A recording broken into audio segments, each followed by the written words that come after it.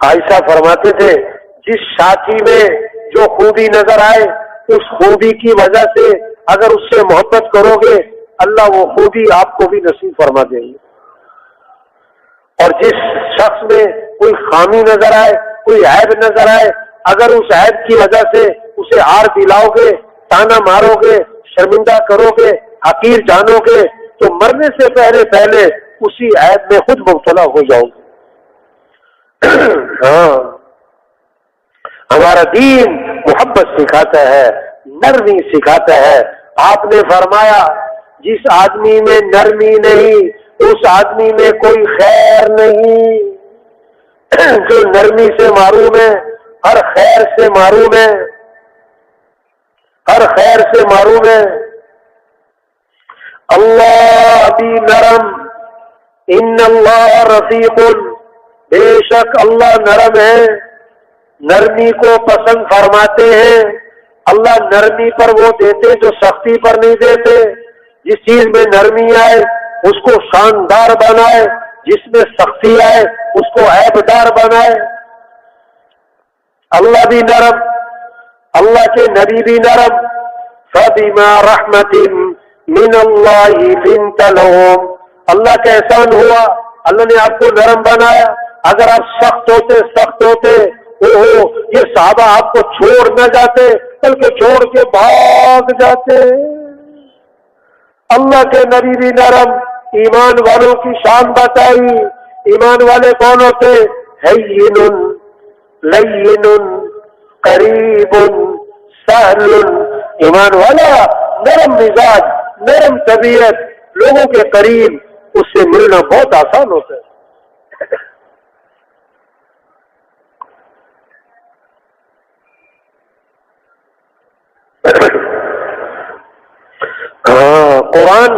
قرآن کا نصف ہو رہا ہے، قرآن جو آدھا قرآن نصف کون سے لفظ پر ہوتا ہے؟ کون سے لفظ پر ہوتا ہے؟ وَلْيَتَلَطَّفْ، ہاں نرمی چاہیے کہ کیا؟ نرمی اختیار کریں، نرمی اختیار کریں، نرم بنے، سخت نہ بنے، ٹھنڈے میٹھے، درگزر کرنا سیکھے بھائی۔ حضرت انس رضی اللہ عنہ فرماتے میں نے 10 سال خدمت کی حضرت محمد صلی اللہ علیہ وسلم کی، اور 10 سال کے عرصے میں اللہ کے رسول نے مجھے کبھی بھی یہ نہیں فرمایا کہ انس یہ کام تم نے کیوں کیا اور یہ کام تم نے کیوں نہیں کیا۔ 10 سال، کتنے سال؟ ایک جگہ نا نکاح پڑھایا، کیا کیا؟ نکاح پڑھایا۔ تو نکاح پڑھانے سے پہلے بات کی کہ دیکھو بھی یہ شادی ہو رہی ہے، گھر جو آباد ہوگا پیسوں سے نہیں، زیور سے نہیں، رنگ شکل سے نہیں، گھر آباد ہوگا اخلاق سے، اخلاق سے، اخلاق سے۔ اخلاق اچھے ہوں گے گھر جنت بن جائے گا، اخلاق بگڑ گئے گھر جہنم بن جائے گا۔ تو اخلاق اچھے بنائیں، خاوند کے اخلاق اچھے ہوں، بیوی کے اخلاق اچھے ہوں، ساس سسر کے اخلاق اچھے ہوں۔ اور اخلاق میں ایک بات بتائی کہ کیوں کا لفظ چھوڑ دے۔ کون سا لفظ چھوڑ دے؟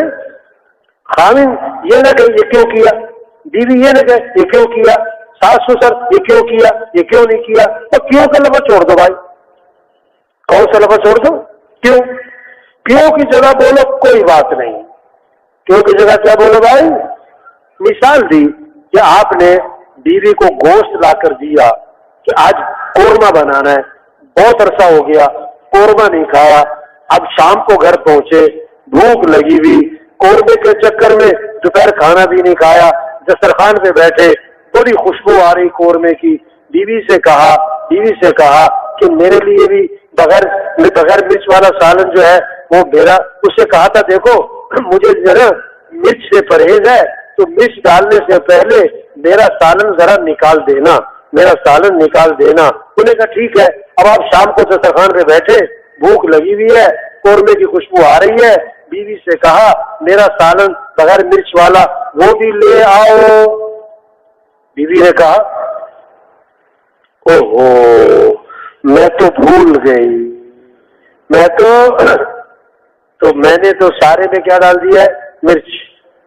آپ کیا کہو؟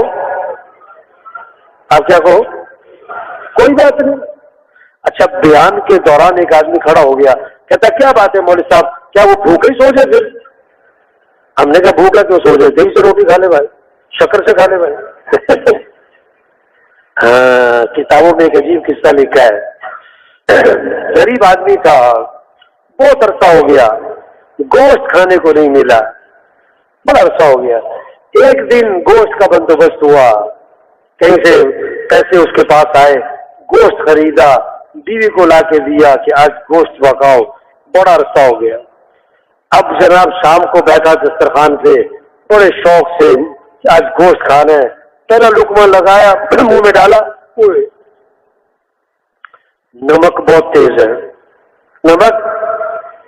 بڑا غصہ آیا بیوی پر, بڑا غصہ آیا بیوی کو کہ اتنے عرصے بعد تو گوشت ملا ہے اور اس سے نمک تیز کر دیا ہے. بہت غصہ آیا, لیکن ایک دم دل میں آیا کہ یہ میری بیوی جو ہے نا کسی کی بیٹی ہے, کسی کی, اگر میری بیٹی سے نمک تیز ہو جائے تو میں یہ چاہوں گا کہ اس کا خاوند اسے کیا کر دے, معاف کر دے. تو میری بیوی بھی کسی کی بیٹی ہے, چلو اس سے نمک تیز ہو گیا اور جناب اس نے معاف کر دیا, کچھ نہ کہا, چپ کر کے کھا گیا جیسے بھی کرے. تو کتابوں میں لکھا ہے جب وہ فوت ہوا نا تو کسی نے پوچھا اس سے, خواب میں دیکھا, پوچھا کہ کیا بنا, اس نے کہا میری اللہ نے مغفرت فرمائی, کس وجہ سے, بیوی کو معاف کر دینے کی وجہ سے. حدیث میں آتا ہے تم لوگوں کو معاف کرو اللہ تمہیں معاف کر دے گا, تم لوگوں سے نرمی کرو اللہ تمہارے سے نرمی کرے گا.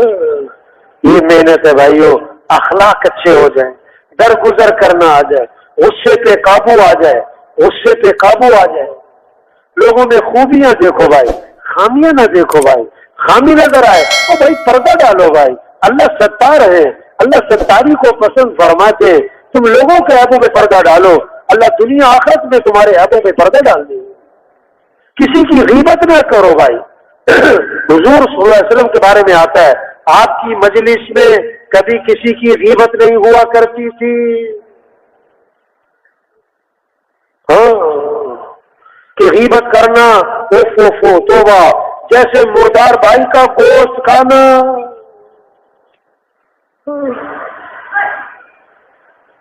آپ صحابہ کے ساتھ تشریف فرمائیں, ایک سڑانگ پھیل گئی بدبو, فرمایا تمہیں معلوم ہے یہ بدبو کس چیز کی ہے؟ صحابہ نے عرض کیا اللہ جانے اللہ کا رسول, ہمیں نہیں پتا یہ بدبو کس چیز کی ہے. فرمایا یہ ان لوگوں کی بدبو ہے جو دوسروں کی غیبتیں کرتے ہیں. ایمان بنے, اعمال کا شوق آئے, اخلاق اچھے ہوں, کمائیاں پاکیزہ ہوں. آپ نے فرمایا ایک حرام کا لقمہ ہے 40 دن تک کوئی عبادت قبول نہیں ہوگی. بیت اللہ کا غلاف پکڑ کے چیخ رہا ہے یا رب یا رب, اللہ فرماتے دعا کہاں سے قبول کروں, کھانا تو حرام ہے, پینا تو حرام ہے, لباس تو حرام ہے, دعا کہاں سے قبول کروں. آپ کے پاس جنازہ لایا گیا, آپ نے فرمایا اس مرنے والے نے لوگوں کے پیسے تو نہیں دینے, اس کے اوپر قرضے تو نہیں ہے. جواب ملا حضور اس نے لوگوں کے پیسے دینے ہیں. فرمایا میں اس کا جنازہ نہیں پڑھاؤں گا. لیکن وہ خیر کا زمانہ تھا, ایک صحابی کھڑے ہو گئے, عرض کیا حضور اس کا سارا قرضہ میرے ذمہ ہے, میں ادا کر دوں گا. آپ آگے بڑھے اور جنازہ پڑھا. آپ صلی اللہ علیہ وسلم نے آسمان کی طرف نگاہ اٹھائی اور اپنا ہاتھ یوں ماتھے پہ رکھا. میں تو سبحان اللہ, کیا سخت چیز نازل ہوئی, کیا سخت چیز نازل ہوئی. صحابہ گھبرا گئے, کیا سخت چیز نازل ہوئی. ایک صحابی نے ہمت کر کے پوچھا حضور کیا چیز سخت نازل ہوئی. اور میں جبریل علیہ السلام آئے اور مجھے یہ بتلا گئے اگر کوئی آدمی اللہ کے راستے میں جائے اور شہید ہو جائے اور پھر زندہ کیا جائے اور پھر شہید ہو جائے, اگر اس کے ذمہ قرضہ ہے, جب تک قرضہ ادا نہیں ہوگا اس کی مغفرت نہیں ہوگی.